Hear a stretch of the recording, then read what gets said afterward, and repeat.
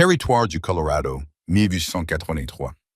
Olivia Fisk se tenait à l'entrée du Grand Oakley Ranch House, serrant ses maigres possessions dans un sac en toile usé et essayant d'ignorer les papillons dans son ventre.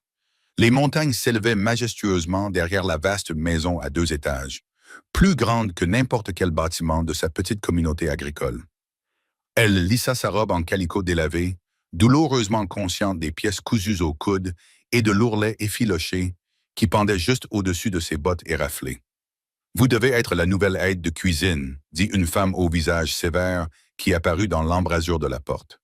Ses cheveux gris étaient tirés en arrière en un chignon strict et elle portait un tablier immaculé sur sa robe sombre. « Je suis Madame Perkins, la gouvernante. »« Oui, madame, » répondit Olivia en faisant une petite révérence, comme sa mère le lui avait appris. « Olivia Fisk, à votre service. » Madame Perkins la regarda de haut en bas d'un œil critique. « Vous êtes en retard. Nous vous attendions hier. Je vous présente mes excuses, madame. » La diligence avait eu du mal à traverser Miller's Creek. La pluie avait emporté une partie de la route. La vieille femme renifla. « Bon, vous êtes là maintenant. Venez. » Monsieur Oakley est très pointilleux sur le bon fonctionnement de sa maison. Olivia suivit Madame Perkins à travers l'imposant hall d'entrée au sol en bois poli, puis monta un étroit escalier de service menant au quartier des domestiques. Elle se demanda si elle n'avait pas commis une terrible erreur. Après que la ferme de ses parents eut fait faillite à cause de la sécheresse et qu'ils eurent toutes perdu au profit de la banque, trouver un emploi au prestigieux Ranch Oakley lui avait semblé être un signe du destin. Le poste offrait le gîte, le couvert et un véritable salaire, ce qui était inconcevable pour une fille de fermiers sans formation officielle. Mais maintenant, face à la grandeur des lieux et à l'accueil froid de la gouvernante, Olivia se demandait si elle n'avait pas vu trop grand. « Vous partagerez cette chambre avec Martha Therese, » dit Madame Perkins en ouvrant une porte qui révélait une petite chambre propre avec 2 lits étroits. « Vos tâches commencent à 5 heures chaque matin. Vous aiderez la cuisinière à préparer le petit déjeuner, puis vous vous occuperez du déjeuner toute seule. La cuisinière s'occupe du dîner, mais vous devrez l'aider. Les dimanches après-midi sont libres, sauf s'il y a des invités. » « Oui, madame, » répondit Olivia en posant son sac sur le lit vide. « Monsieur Oakley rentrera de Denver demain. Il aime son café fort, son pain frais et ses repas servis à l'heure. Ne le décevez pas. » Après cet avertissement final, Madame Perkins laissa Olivia seule pour déballer ses quelques affaires. Plus tard dans la soirée, après avoir fait la connaissance de la joyeuse Martha et de la cuisinière au visage rond et rougeau, qui insistait pour que tout le monde l'appelle simplement cuisinière, Olivia s'allongea sur son lit et fixa le plafond. Les draps étaient plus fins que tous ceux sur lesquels elle avait jamais dormi, et la chambre était chaude malgré la fraîcheur automnale qui régnait dehors. Pourtant, elle ne pouvait s'empêcher de verser des larmes silencieuses. Olivia était allongée dans son lit, les yeux fixés au plafond. Les draps étaient plus fins que tous ceux sur lesquels elle avait jamais dormi, et la chambre était chaude malgré la fraîcheur automnale qui régnait dehors. Pourtant, elle ne pouvait s'empêcher de verser des larmes silencieuses en pensant à ses parents, qui partaient maintenant vers l'Est pour séjourner chez des parents dans une maison qu'elle ne reverrait jamais. « Seigneur, » murmura-t-elle dans l'obscurité, « s'il vous plaît, laissez-moi réussir ici. » Ethan Oakley était de mauvaise humeur alors que sa calèche remontait la longue allée menant à son ranch. Le voyage à Denver avait été frustrant et infructueux. Les représentants des chemins de fer n'avaient pas voulu négocier les conditions de la ligne secondaire qu'ils souhaitaient construire pour transporter plus efficacement son bétail vers le marché. Sans cela, le Ranch Oakley continuerait à perdre du terrain face à ses concurrents bénéficiant d'un meilleur accès au transport. À 32 ans, Ethan avait bâti son empire bovin grâce à sa détermination, son intelligence et parfois sa cruauté. Orphelin à 16 ans, il avait gravi les échelons, passant de simple ouvrier agricole à contremaître, avant d'acquérir enfin son propre ranch à 25 ans. 7 ans plus tard, le Ranch Oakley était l'un des plus grands du Colorado, mais Ethan savait que rester immobile dans les affaires signifiait prendre du retard. Lorsque la calèche s'arrêta devant la maison, il remarqua que les parterres de fleurs qui bordaient les marches de l'entrée avaient été fraîchement désherbés et paillés. Il se fit une note mentale de féliciter Mme Perkins pour son souci du détail. « Bienvenue chez vous, Monsieur Oakley. » Mme Perkins l'accueillit à la porte. « J'espère que votre voyage s'est bien passé. » Ethan tendit son chapeau à la domestique qui l'attendait. Loin de là. Ces cheminots sont plus têtus qu'une mule dans un orage. Le dîner est-il prêt? Je meurs de faim. Bien sûr, monsieur. Il sera servi dans 15 minutes. Et puis-je vous rappeler que les Henderson arriveront demain pour un séjour de 3 jours? Ethan réprima un gémissement. Il avait complètement oublié les Henderson et leur fils célibataire qu'ils essayaient de lui présenter depuis 2 ans. Merci de me le rappeler, Madame Perkins. Je serai dans mon bureau jusqu'au dîner. Plus tard, alors qu'Ethan était assis en bout de sa grande table à un manger, il fut surpris lorsqu'une jeune femme inconnue entra, portant un plateau de pain frais. Elle n'était pas d'une beauté conventionnelle. Son visage était trop sérieux pour cela, avec un nez droit et un menton déterminé. Mais il y avait quelque chose de fascinant dans ses grands yeux bruns et dans la façon dont elle se déplaçait avec une efficacité tranquille. « Qui est-ce » demanda-t-il à Madame Perkins lorsque la jeune fille fut partie. « La nouvelle aide de cuisine, monsieur, Olivia Fisk. Le cuisinier dit qu'elle travaille de rue, même si elle manque un peu d'expérience. » Ethan acquiesça, déjà concentré sur le rôti de bœuf devant lui. Il avait des choses plus importantes à considérer que le personnel de cuisine.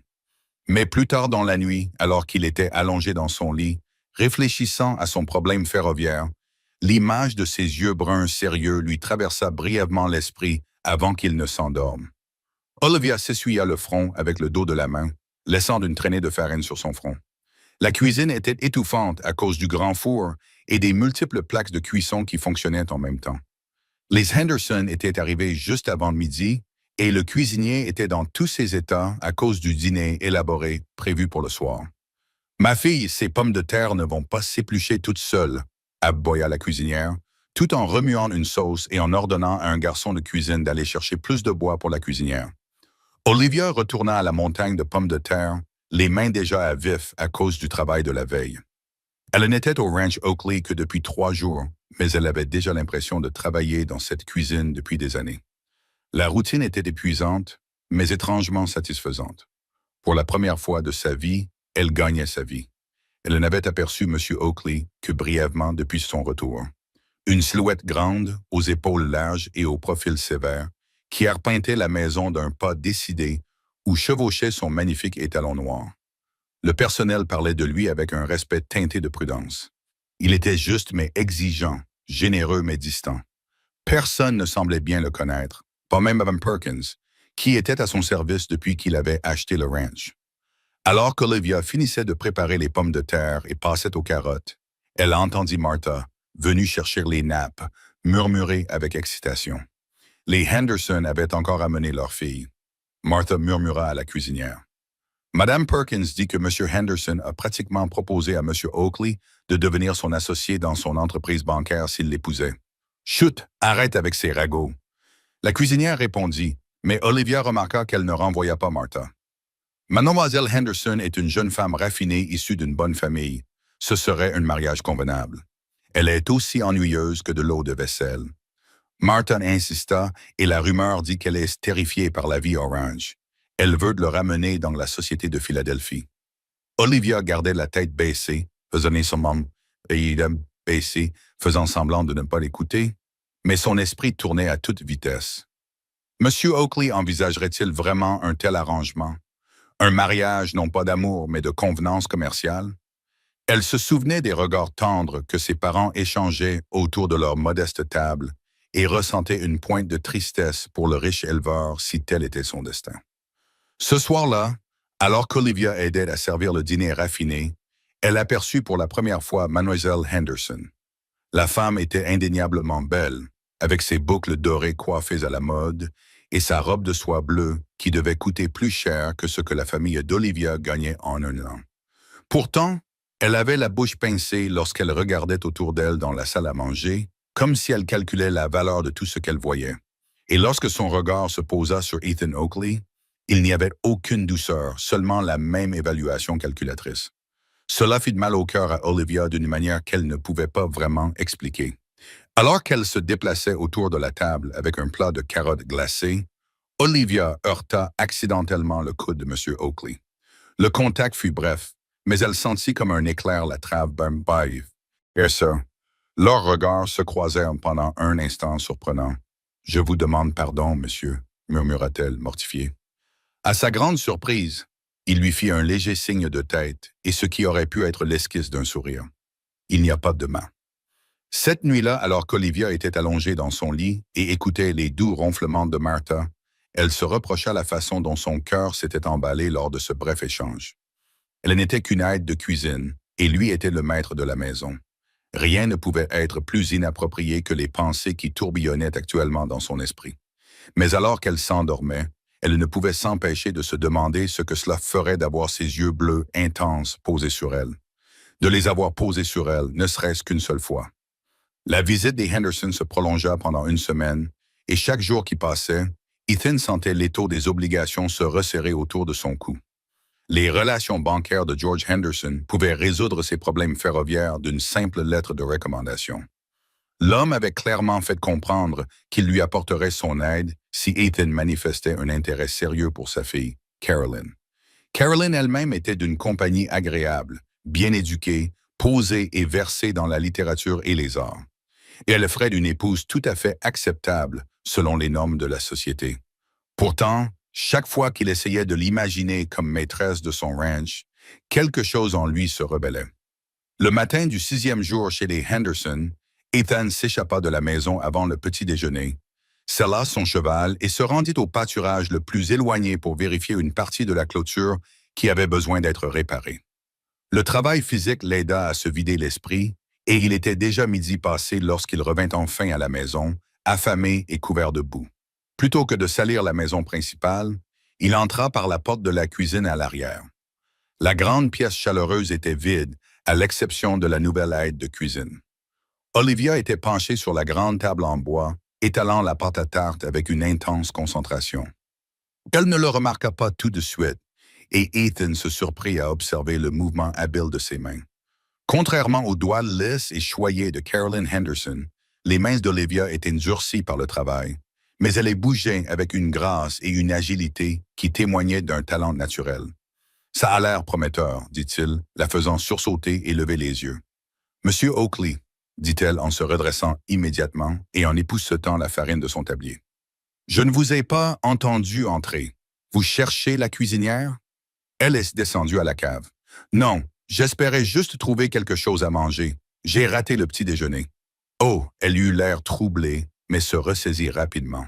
« Asseyez-vous, je vous prie. Je peux vous préparer une assiette. Nous avons du jambon froid d'hier et du pain frais que j'ai cuit ce matin. » Avant qu'il n'ait pu protester, elle s'affairait déjà dans la cuisine, préparant un repas qui lui fit gargouiller l'estomac d'impatience.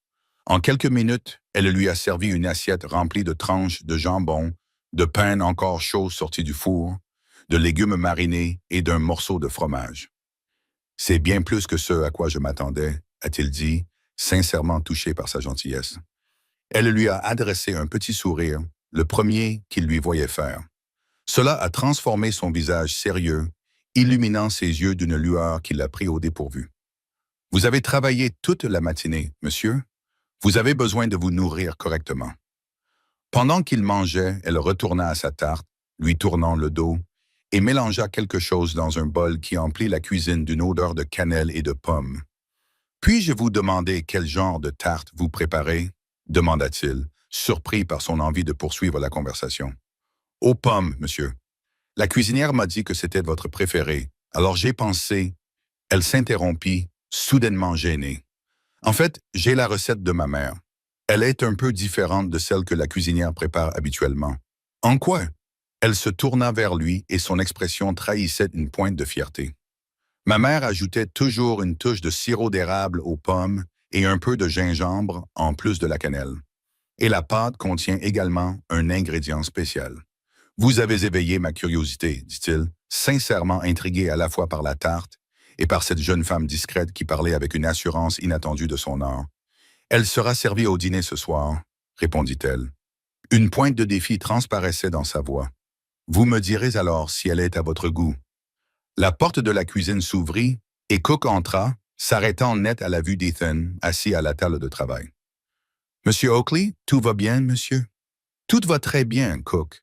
Mademoiselle Fisk a eu la gentillesse de nourrir un homme affamé. » Il se leva et leur fit un signe de tête à tous les deux. « J'ai hâte de goûter cette tête au dîner. En partant, Il entendit la voix du cuisinier derrière lui. « Quelle tarte! Et pourquoi le maître de maison mange-t-il dans la cuisine comme un ouvrier agricole ?» Ethan sourit en se dirigeant vers l'étage pour se changer en vue de la promenade à cheval que George Henderson lui avait proposée pour l'après-midi. Pour la première fois depuis des jours, il se sentait l'esprit léger, et cela n'avait rien à voir avec ses perspectives commerciales ou ses obligations sociales. Ce soir-là, lorsque la tarte aux pommes fut servie, tous les convives s'extasièrent devant son goût exceptionnel. Ethan croisa le regard d'Olivia, qui se tenait près du buffet, et lui adressa un petit signe de tête en signe d'appréciation, ce qui fit rougir ses joues. Plus tard, alors que les messieurs dégustaient leur brandy dans le bureau, George Henderson tapota l'épaule d'Ethan. « J'ai décidé de vous présenter Samuel Whitney, de la compagnie ferroviaire, annonça-t-il, sans aucune condition. Tu as été un hôte charmant pour ma famille, et je crois qu'il faut soutenir les hommes qui ont une vision. » Ethan resta un instant sans voix. « C'est extrêmement généreux de ta part, George. » L'homme plus âgé balaya ses remerciements d'un geste de la main. Caroline a décidé que la vie au ranch n'était finalement pas faite pour elle. Elle a jeté son dévolu sur le nouveau chirurgien de Denver. « Je ne peux pas dire que je sois déçu. J'ai vu comment tu regardes ta pâtissière. Je te demande pardon. » Ethan faillit s'étouffer avec son brandy. Henderson gloussa. « Ne t'inquiète pas, mon garçon. Je garderai ton secret. Et pour ce que ça vaut, je pense qu'il y a quelque chose à dire sur une femme qui sait créer quelque chose qui procure un plaisir aussi évident. Maëlisa ne savait même pas faire bouillir de l'eau quand je l'ai épousée. Mais elle était prête à apprendre de moi. Ça vaut mieux que toutes les écoles de bonne manière de Philadelphie. » Lorsque les Henderson partirent le lendemain, Ethan se retrouva debout sur le pas de sa porte, envahi par un étrange sentiment à la fois de soulagement et de confusion. Comment Henderson avait-il vu quelque chose qu'Ethan lui-même commençait à peine à reconnaître? Et surtout, qu'allait-il faire à ce sujet? L'automne fit place au début de l'hiver, et Olivia s'habitua au rythme de la vie au Ranch Oakley. Le succès de sa tarte aux pommes lui avait valu le respect de Cook, qui lui permettait désormais d'essayer d'autres recettes de son invention. Le personnel de cuisine avait appris à apprécier son efficacité discrète et sa volonté de travailler dur sans se plaindre. Ce qu'Olivia ne comprenait pas, c'était le changement de comportement de M. Oakley. Depuis le départ des Henderson, il avait pris l'habitude de se présenter dans la cuisine à des heures inhabituelles, soi-disant pour discuter des menus avec le cuisinier, mais son regard se posait invariablement sur Olivia. Parfois, il lui demandait son avis sur un plat ou lui demandait quelque chose de spécial pour un repas à venir. Une fois, il lui avait même apporté une brochure de cuisine qu'il avait trouvée en ville, lui disant d'un ton bourru qu'il pensait qu'elle pourrait la trouver intéressante. Ces rencontres laissaient Olivia à la fois troublée et secrètement ravie. Elle se disait que cela ne signifiait rien, qu'il était simplement un employeur attentionné qui reconnaissait ses efforts. Mais au fond de son cœur, elle chérissait chacune de ces brèves interactions. Un matin enneigé de décembre, Olivia sursauta lorsque M. Oakley en personne apparut dans la cuisine, alors qu'elle sortait une fournée de brioches à la cannelle du four. « Elles sentent divinement bon, dit-il, la faisant presque lâcher la plaque brûlante. « Merci, monsieur, répondit-elle en posant les brioches sur la grille de refroidissement. « C'est une nouvelle recette que j'essaye. Je suis venu informer le personnel que j'aurai des invités pour Noël, mon ancien contremaître et sa famille. Ils arriveront la semaine prochaine et resteront jusqu'au Nouvel An. » Olivia acquiesça, se demandant pourquoi il lui disait cela personnellement plutôt que de transmettre l'information par l'intermédiaire de Mme Perkins comme d'habitude. Comme s'il lisait dans ses pensées, il ajouta « Thomas apprécie beaucoup la bonne cuisine. J'espérais que vous pourriez préparer des plats spéciaux pour les repas de fête. »« Moi, monsieur ?» Olivia écarquilla les yeux de surprise. « Pas le cuisinier ?»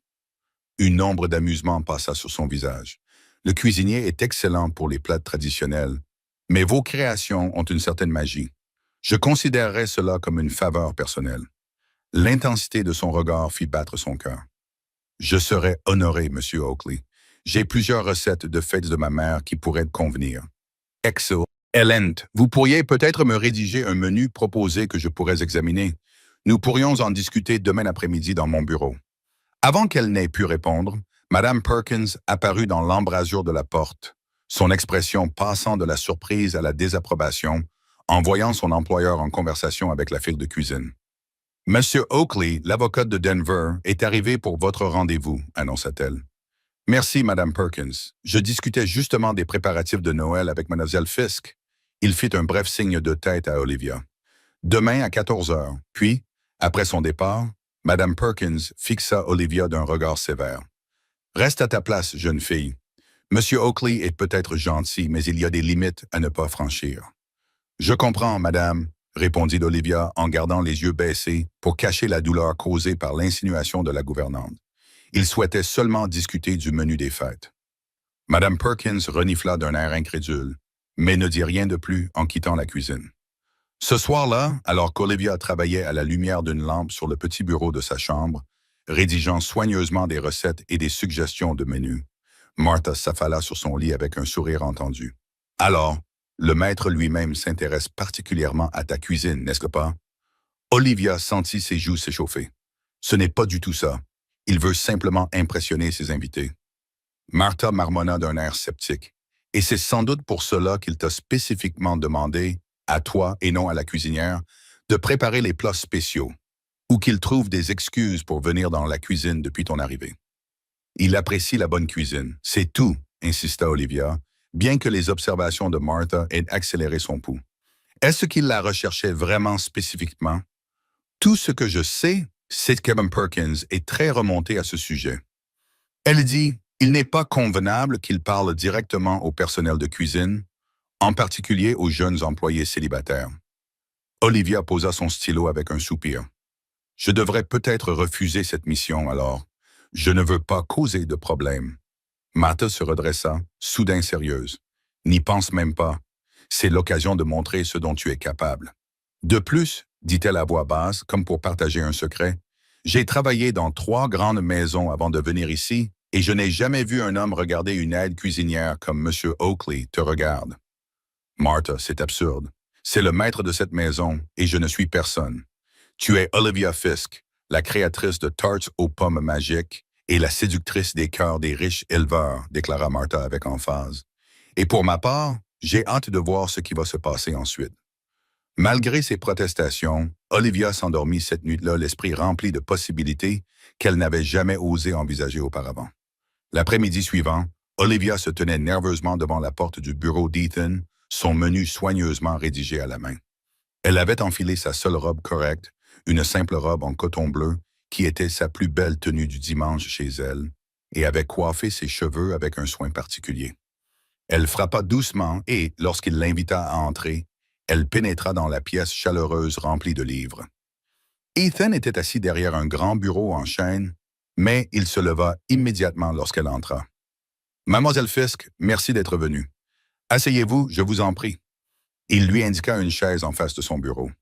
Olivia s'assit sur le bord du siège, soudain consciente de l'intimité de ce cadre par rapport à leur précédente rencontre dans la cuisine animée. « J'ai préparé quelques suggestions pour les repas de Noël, comme vous me l'avez demandé, » dit-elle en lui tendant les papiers. « Je ne savais pas quelles restrictions ou préférences vos invités pourraient avoir. J'ai donc inclus plusieurs alternatives. » Ethan parcourut les menus, les sourcils levés en signe d'appréciation. « C'est impressionnant, tout est si complet. Je ne m'attendais pas à autant d'options. » Il leva les yeux vers elle avec ce rare sourire qui transformait son visage habituellement sérieux. « Je vois que vous avez inclus ma tarte aux frites. »« Bien sûr, » répondit-elle, gagnant en confiance grâce à son approbation.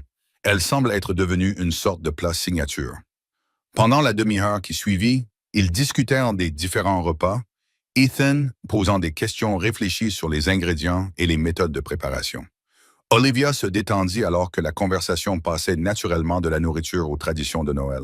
« Ma famille se réunissait toujours pour lire l'histoire de Noël le soir du réveillon, » confia-t-elle, oubliant momentanément la différence de statut entre eux. Mon père lisait la Bible, puis ma mère servait du cidre chaud et du pain d'épices. Une ombre passa sur le visage d'Ethan. Cela semble merveilleux. Mes parents sont morts quand j'avais 16 ans. La grippe les a emportés à quelques jours d'intervalle. Je n'ai plus vraiment fêté Noël depuis. Je suis vraiment désolé, dit Olivia doucement. Instinctivement, elle tendit la main pour toucher celle d'Ethan posée sur le bureau. Au moment où ses doigts entrèrent en contact, elle réalisa son impolitesse et se retira rapidement, mortifiée par son audace. À sa grande surprise, Ethan attrapa sa main avant qu'elle ne puisse la retirer complètement. Son toucher était chaud et doux, ses doigts cailleux témoignant du fait que malgré sa richesse, il restait un homme qui travaillait de ses mains. Non, je vous en prie, dit-il d'une voix basse. Cela fait longtemps que personne ne m'a offert d'un simple réconfort humain, sans arrière-pensée. Pendant un instant, ils restèrent ainsi connectés, ses yeux bleus fixant les siens, bruns, dans un regard qui semblait communiquer quelque chose au-delà des mots.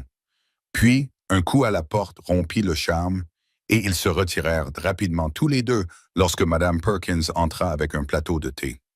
La gouvernante plissa légèrement les yeux en voyant leur visage rougi, mais elle ne dit rien et posa le plateau. « Y a-t-il autre chose, Monsieur Oakley ?» demanda-t-elle d'un ton délibérément formel. « Non, merci, Madame Perkins.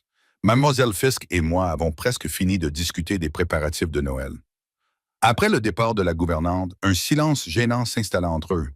Ethan s'affaira à verser le thé, tandis qu'Olivia lissait nerveusement sa jupe. « Mademoiselle Fisk, Olivia, commença-t-il, puis il marqua une pause, comme s'il cherchait ses mots. « Je crains d'avoir été déplacé tout à l'heure. Je m'excuse si je vous ai mise mal à l'aise. »« Ce n'est pas le cas, » le rassura-t-elle rapidement. « C'est moi qui ai dépassé les bornes. » Il secoua la tête. « Non, vous avez fait preuve de gentillesse, ce qui n'est jamais déplacé. » Il lui tendit une tasse de thé, l'air sérieux. « Mais Mme Perkins a raison de s'inquiéter.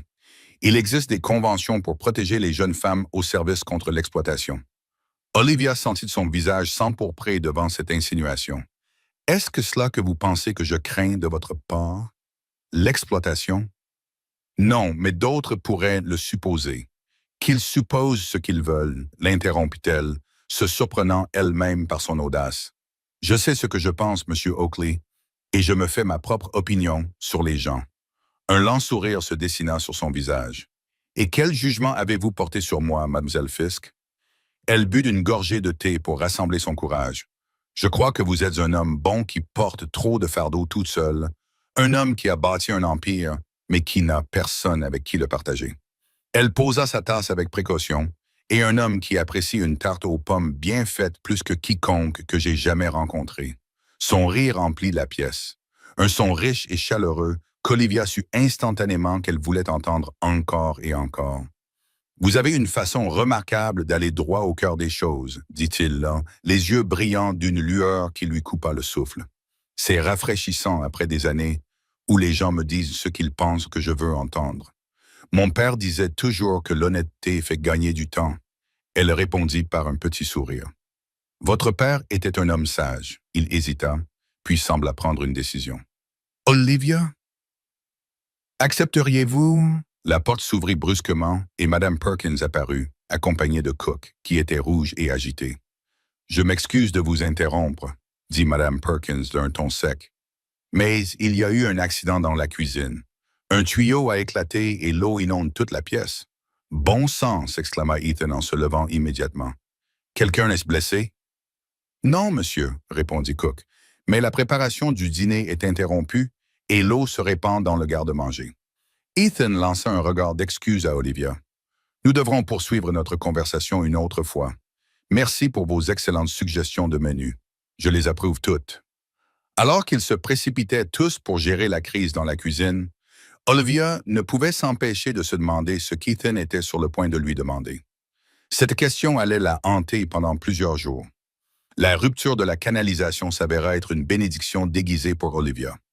La cuisine étant temporairement inutilisable, Ethan autorisa l'utilisation de la cuisine d'été, un bâtiment séparé situé derrière la maison principale, qui n'était généralement utilisé que pendant les mois les plus chauds afin d'éloigner la chaleur de la cuisine des pièces à vivre. La cuisine d'été était plus petite mais bien équipée.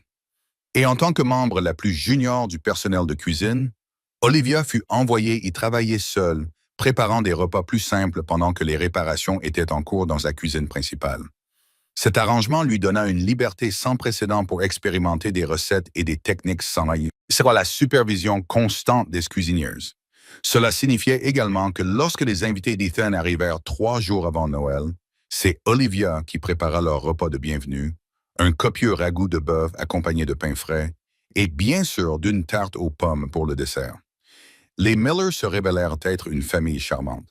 Thomas Miller avait été le contremaître d'Ethan pendant ses premières années en tant que propriétaire du ranch, avant de prendre sa retraite dans une petite ferme qui lui appartenait. Sa femme Sarah était une femme joyeuse qui mettait immédiatement tout le monde à l'aise et leurs 3 enfants, âgés de 8 à 15 ans, apportaient une énergie vivante à la maison habituellement calme.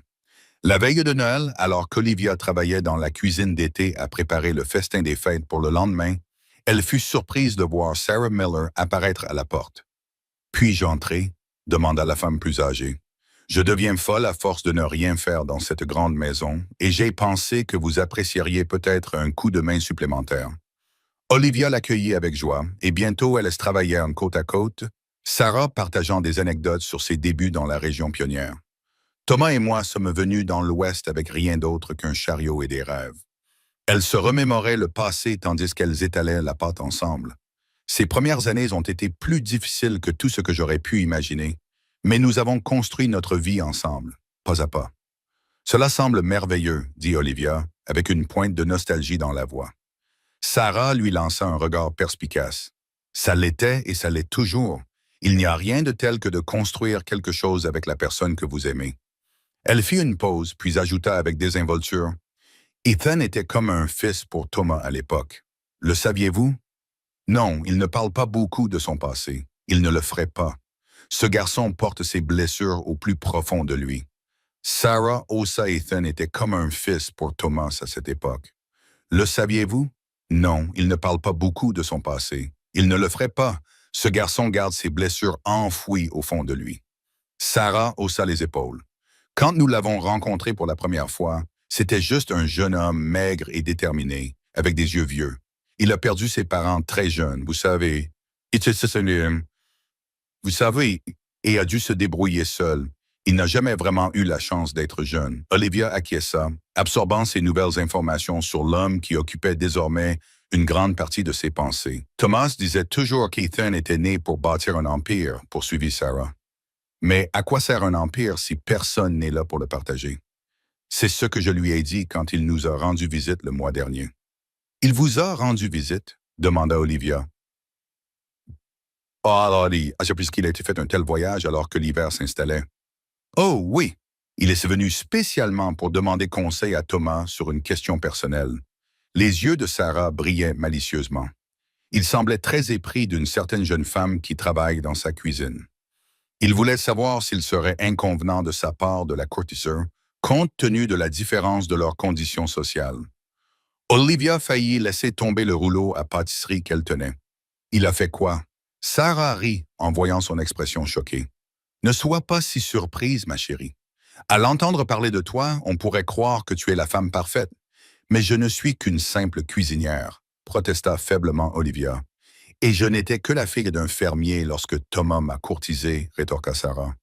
La valeur d'une personne ne se mesure pas à sa naissance ou à sa situation, mais à son caractère et à son cœur. Et d'après ce que j'ai vu de ta cuisine, tu possèdes ces deux qualités en abondance. Avant qu'Olivia n'ait pu répondre à cette révélation surprenante, la porte s'ouvrit pour laisser entrer Ethan lui-même, accompagné d'un souffle d'air froid. Sarah Thomas se demandait où tu étais passé. Commença-t-il, puis il s'interrompit brusquement à la vue des deux femmes debout l'une à côté de l'autre, visiblement en pleine conversation importante. « J'aidais simplement Zelfisk à préparer la journée de demain, » répondit Sarah innocemment, « et à partager quelques vieilles histoires, » dit Ethan en plissant les yeux d'un air soupçonneux. « Quel genre d'histoire? Rien qui ne te concerne, jeune homme, » répondit Sarah en faisant un clin d'œil à Olivia. « Je vous laisse maintenant discuter de ce qui vous a amené ici par ce froid. » Elle tapota la main d'Olivia pour l'encourager avant de partir, fermant la porte derrière elle. Seule avec Ethan, Olivia se surprit soudain à s'intéresser de manière inhabituelle au motif de la pâte à tarte devant elle. « Je suis venu voir si tu avais besoin de quelque chose en ville, » dit Ethan après un moment. « Je vais y faire un tour dans un instant pour quelques courses de dernière minute. »« Non, merci. J'ai tout ce qu'il me faut pour le dîner de demain. » Il acquiesça, sans faire mine de partir. « Les Miller semblent très pris d'affection pour vous. Ce sont des gens charmants. Madame Miller m'a raconté de merveilleuses histoires sur les débuts du ranch. Vraiment, son ton était soigneusement neutre. Quelque chose de particulièrement intéressant. » Olivia leva enfin les yeux vers lui, rassemblant son courage. Elle a mentionné que vous leur aviez rendu visite récemment pour leur demander conseil sur une affaire personnelle. La couleur qui monta à son visage confirma l'histoire de Sarah avant qu'il n'ait pu parler. Je vois qu'elle a été très ouverte. Était-ce vrai? Demanda Olivia doucement. Ce que vous avez demandé à Thomas? Ethan prit une profonde inspiration et s'approcha jusqu'à se tenir juste en face d'elle. Oui, j'ai sollicité son conseil parce que je me trouve dans une situation inhabituelle. Pour la première fois de ma vie, je me soucie davantage d'une personne que des convenances ou des considérations commerciales. Le cœur d'Olivia battait si fort qu'elle était certaine qu'il devait l'entendre. Et qu'a-t-il conseillé? Il a dit que le bonheur est trop rare dans ce monde pour le laisser filer à cause de règles sociales arbitraires. Ethan tendit le bras par-dessus la table pour prendre sa main saupoudrée de fleurs dans la sienne. Il a également dit que toute femme capable de créer une tarte aux pommes qui faisait rêver un homme adulte pendant des semaines méritait tout le scandale qui pourrait en découler. Malgré sa nervosité, Olivia eut un petit rire. Ce n'est qu'une tarte. Non, dit-il sérieusement, ce n'est pas seulement une tarte. C'est la preuve que vous savez transformer des ingrédients simples en quelque chose d'extraordinaire grâce à votre soin et votre attention aux détails. C'est le reflet de votre approche réfléchie et de votre passion discrète. Il serra sa main plus fort. Olivia, oh, oh, je sais que ce n'est pas conventionnel, mais me permettriez-vous de vous courtiser comme il se doit? Pas en tant qu'employeur et employé, mais en tant qu'homme et femme qui pourraient avoir un avenir ensemble. Pendant un instant, Olivia ne put parler, la gorge nouée. Lorsqu'elle retrouva enfin sa voix, ce n'était qu'un murmure. Les gens parleront, laisse-les faire, dit-il d'un ton dédaigneux. J'ai passé toute ma vie adulte à me soucier de ce que les autres pensent, des apparences et des attentes. J'en ai assez, je veux quelque chose de vrai. Ses yeux bleus scrutèrent en son visage.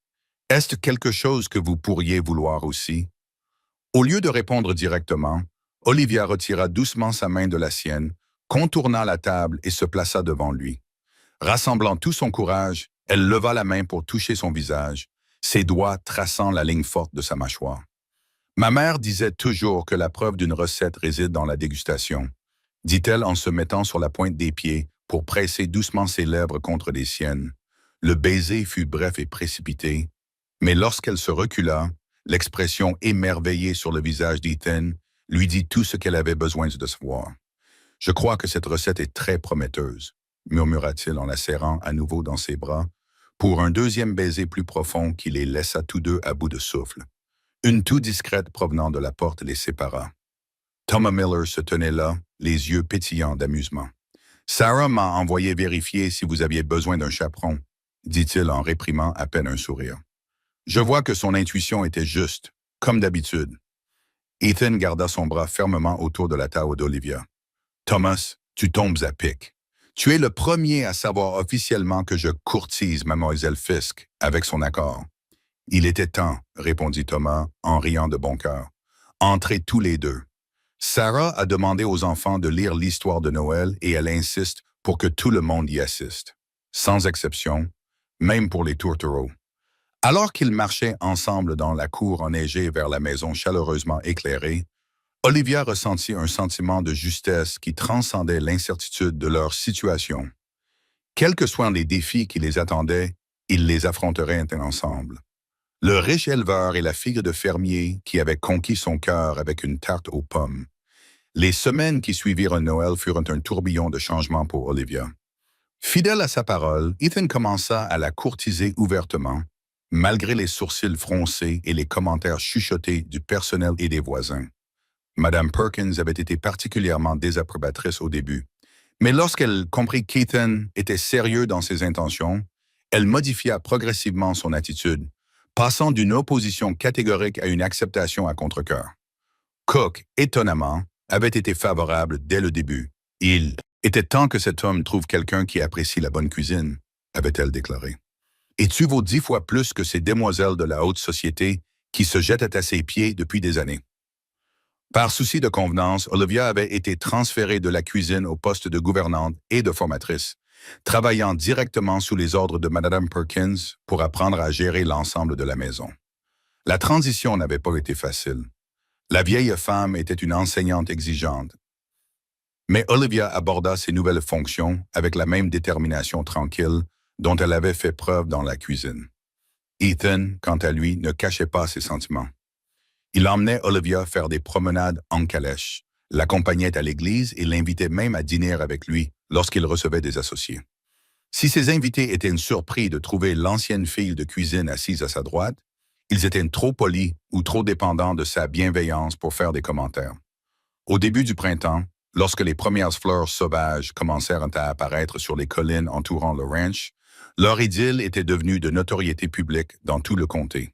La plupart des gens l'avaient accepté comme une simple excentricité de plus de Ethan Oakley, cet homme prospère mais quelque peu mystérieux. Quelques-uns, cependant, étaient moins indulgents dans leur jugement. Par un 12 après-midi de mars, Olivia était en ville pour choisir des tissus pour les nouveaux rideaux des chambres de l'aile haie lorsqu'elle surprit la conversation de deux femmes bien habillées dans l'allée voisine du magasin général. « C'est une honte », disait l'une d'elles dans un murmure audible. « Un homme de sa position qui s'engage avec une servante. Elle a dû le piéger d'une manière ou d'une autre. On dit qu'elle l'a ensorcelé avec une tarte aux pommes. Parmi toutes les choses possibles, répondit l'autre avec un rire malveillant. Même si je soupçonne qu'elle lui a offert des desserts plus sucrés que cela pour gagner ses faveurs. » Les joues d'Olivia brûlaient d'humiliation, mais elle garda la tête haute tandis qu'elle terminait ses achats et quittait le magasin. Elle savait qu'il y aurait des commérages, mais la cruauté des insinuations la blessait tout de même. Ethan la trouva plus tard dans la soirée, assise seule sur un banc dans le jardin, les yeux rougis malgré ses efforts pour cacher sa détresse. « Qu'y a-t-il » demanda-t-il immédiatement en s'asseyant à côté d'elle et en prenant ses mains froides dans les siennes. « Il s'est passé quelque chose? Ce n'est rien, tenta-t-elle de minimiser, mais devant son regard sceptique, elle soupira. « J'ai entendu des femmes en ville aujourd'hui dire des choses méchantes à notre sujet, à mon sujet. » Son expression s'assombrit. « Qu'ont-elles dit? » Elle secoua la tête. « Peu importe ce qu'elles ont dit précisément, elle est pensée simplement que je t'ai piégé ou trompé d'une manière ou d'une autre, que je ne mérite pas ton attention. C'est absurde, dit-il avec véhémence. Tu es la personne la plus sincère, la plus travailleuse et la plus honorable que je connaisse. Mais elles ont raison sur un point, dit-elle doucement. Je ne suis pas de ton monde, Ethan. Je ne sais pas comment être le genre de femme qui pourrait diriger un endroit comme celui-ci, recevoir des invités importants ou soutenir tes ambitions professionnelles. C'est ce que tu penses que je veux? Être une épouse décorative? » Il prit son visage entre ses mains, la forçant à le regarder. « Olivia, je suis tombé amoureux de toi précisément parce que tu n'es pas de mon monde, comme tu le dis. Tu vois les choses clairement, sans les faux semblants et les calculs dont je suis si las. » C'était la première fois qu'il utilisait le mot « amour » et cela l'a pris au dépourvu. « Tu m'aimes. » Son sourire était tendre, tandis qu'il essuyait une larme sur sa joue. « Bien sûr que je t'aime. Je pensais que c'était évident, vu la façon dont je me suis ridiculisé à cause de toi ces derniers mois. »« Tu ne t'es pas ridiculisé, protesta-t-elle. »« Ah bon? » Thomas dit que j'ai l'air constamment distraite ces derniers temps. Son ton devint sérieux. « Je t'aime, Olivia Fisk, et je me fiche que les gens le sachent ou de ce qu'ils en pensent. La seule opinion qui compte pour moi est la tienne. » Elle se blottit contre lui, puisant de la force dans sa certitude. « Je t'aime aussi, murmura-t-elle. Je t'aime presque depuis le premier jour où tu es venu dans la cuisine pour demander à manger. Alors rien d'autre n'a d'importance, dit-il simplement, l'attirant dans ses bras pour un baiser qui semblait sceller leur déclaration. Lorsqu'ils se séparèrent enfin, Ethan plongea la main dans sa poche et en retira une petite boîte en velours. J'avais prévu un cadre plus romantique pour cela, mais peut-être que c'est finalement le moment idéal. Il ouvrit la boîte pour révéler une délicate bague en or sertie d'un seul diamant parfait. « Olivia Fisk, me feriez-vous l'immense honneur de devenir ma femme? » Pendant un instant, elle ne put que fixer la bague, submergée par la réalité de ce qui se passait. Puis elle leva les yeux vers ses yeux bleus pleins d'espoir et sut qu'il n'y avait qu'une seule réponse possible. « Oui, » dit-elle d'une voix forte et claire malgré les larmes qui menaçaient à nouveau de couler. « Oui, je veux t'épouser, Ethan Oakley, » ajouta-t-elle avec une touche d'humour discret, tandis qu'il glissait la bague à son doigt. « J'espère toutefois que tu sais dans quoi tu t'embarques en épousant une femme dont le principal talent est de faire des tartes aux pommes. » Son rire résonna dans le jardin tranquille alors qu'il la serrait contre lui. « Ma chère Olivia, Tes tartes aux pommes ne sont que le début de tes nombreux talents, et j'ai l'intention de passer ma vie à découvrir tous les autres. Le mariage eut lieu en juin lorsque les terres du ranch étaient luxuriantes et que les fleurs sauvages parsemaient les collines de touches de couleur. Malgré la proposition d'Ethan d'organiser une grande cérémonie à Denver, Olivia avait insisté pour une célébration plus simple au ranch même, en présence uniquement de leurs amis les plus proches. Ses parents avaient fait le voyage depuis l'Est pour l'occasion, émerveillés par la transformation de leur fille, qui était passée du statut de jeune fermière en difficulté à celui d'épouse bien-aimée de l'un des éleveurs les plus prospères du Colorado. Madame Fisk avait fondu en larmes lorsqu'elle avait vu Olivia dans sa robe de mariée, une création en ivoire, soie et dentelle délicate offerte par Ethan à son épouse. « Tu ressembles à une princesse », avait-elle murmuré en ajustant le voile de sa fille. « Je me sens comme telle », avait admis Olivia. « Parfois, j'ai encore du mal à croire que tout cela est réel. » Son père avait souri, son visage buriné, reflétant sa fierté et une pointe d'émerveillement. « Ta mère et moi avons toujours su que tu étais destinée à quelque chose de spécial, Libby. Mais je dois avouer que nous n'aurions jamais imaginé quelque chose comme ça. » À présent, debout aux côtés d'Ethan devant le pasteur, sur le porche fleuri de la maison du ranch, Olivia ressentait un profond sentiment de justesse qui transcendait tous les doutes et les difficultés qu'ils avaient rencontrés. La cérémonie fut brève mais sincère. Lorsque Ethan prononça ses vœux, sa voix résonna avec une sincérité qui fit venir les larmes aux yeux de plusieurs invités. Et lorsque Olivia promit de l'aimer, de l'honorer et de le chérir pour le reste de ses jours, personne parmi les personnes présentes ne douta qu'elle pensait chaque mot. La fête qui suivit fut un joyeux mélange d'élégance et de chaleur familiale. Tout comme le couple lui-même, les tables chargées de nourriture avaient été dressées à l'ombre des grands peupliers, et un petit groupe de musiciens jouait des airs entraînants qui ne tardèrent pas à faire danser tout le monde dans la cour balayée. Cook s'était surpassée pour le festin de mariage, mais elle avait insisté pour qu'Olivia prépare elle-même les tartes aux pommes. Ce ne serait pas juste autrement, avait-elle déclaré. Après tout, c'est ce qui a déclenché toute cette histoire d'amour. Alors que l'après-midi laissait place au soir, Ethan trouva sa femme légèrement à l'écart des festivités, observant leurs invités avec un sourire satisfait. « Vous êtes heureuse, Madame Oakley ?» lui demanda-t-il en passant son bras autour de sa taille. Son nouveau nom lui procurait encore un petit frisson. « Tout à fait, lui assura-t-elle en se blottissant contre lui. Même si je m'attends toujours à me réveiller et à me retrouver dans cette cuisine, à étaler de la pâte à tarte et à rêver d'impossible. Ce n'est pas impossible après tout, murmura-t-il en déposant un baiser sur sa tempe. Juste assez improbable pour faire une belle histoire à raconter un jour à nos petits-enfants. Elle rit, un son qui ne manquait jamais de le ravir. « C'est ce que tu veux des petits-enfants? »« À terme, » répondit-il pensivement. « Mais d'abord, je veux passer du temps seul avec ma femme. Il y a tout un monde à découvrir, Olivia. Denver, San Francisco, même New York et l'Europe si cela t'intéresse. J'irai n'importe où avec toi, dit-elle simplement. Mais j'espère que nous reviendrons toujours ici. Cette terre fait désormais partie de moi aussi. » Il la serra plus fort dans ses bras. « Ce sera toujours notre foyer. Tout ce que j'ai construit, tout ce que je suis, tout cela t'appartient désormais. Tu peux le partager et le façonner comme tu le souhaites. » Thomas Miller s'approcha d'eux, le visage rouge après avoir dansé et peut-être bu un peu trop du whisky raffiné qu'Ethan avait fourni pour la fête. « Les voilà, le plus beau couple du Colorado !» s'exclama-t-il en tapotant l'épaule d'Ethan. « Je voulais juste vous redire à quel point Sarah et moi sommes heureux pour vous deux. Et te rappeler, Ethan, ce que je t'ai dit à Noël dernier. »« Qu'est-ce que c'était, mon ami? » demanda Olivia avec curiosité. Thomas lui fit un clin d'œil. « J'ai dit à cette tête de mule que la meilleure décision que j'avais prise était d'épouser une femme capable de transformer des ingrédients simples en quelque chose de magique. On dirait qu'il a pris mon conseil à cœur. » Alors que Thomas retournait vers sa femme, Ethan se tourna vers Olivia. « Il a raison. Tu sais, tu as transformé ma vie comme tu as transformé cette première tarte aux pommes. Tu as pris quelque chose qui était simplement satisfaisant et tu l'as rendu extraordinaire. Nous nous sommes transformés l'un l'autre, corrigea-t-elle doucement. Tu m'as redonné confiance et un but alors que j'avais perdu les deux. » Les musiciens entamèrent un air plus lent et Ethan tendit la main en s'inclinant formellement. « M'accorderez-vous cette danse, Madame Oakley? »« Toujours, » répondit-elle en plaçant sa main dans la sienne. Alors qu'ils dansaient sous les étoiles, entourés d'amis et de sympathisants, Olivia repensa au parcours remarquable qu'il avait mené jusqu'à ce moment. De jeune fille de ferme désespérée à épouse aimée, d'une humble cuisine à maîtresse d'un grand ranch, tout cela parce qu'elle avait suivi la recette de tarte aux pommes de sa mère et y avait mis un peu plus d'amour.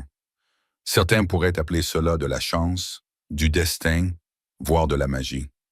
Mais Olivia savait que la vérité était à la fois plus simple et plus profonde. L'amour, comme les meilleures recettes, exigeait des ingrédients de qualité, une attention particulière et le courage de faire confiance au processus même lorsque les résultats semblaient incertains. Et à en juger par la façon dont Ethan la regardait maintenant, comme si elle était la chose la plus précieuse de son univers, cette recette particulière allait lui offrir une vie entière de douceur.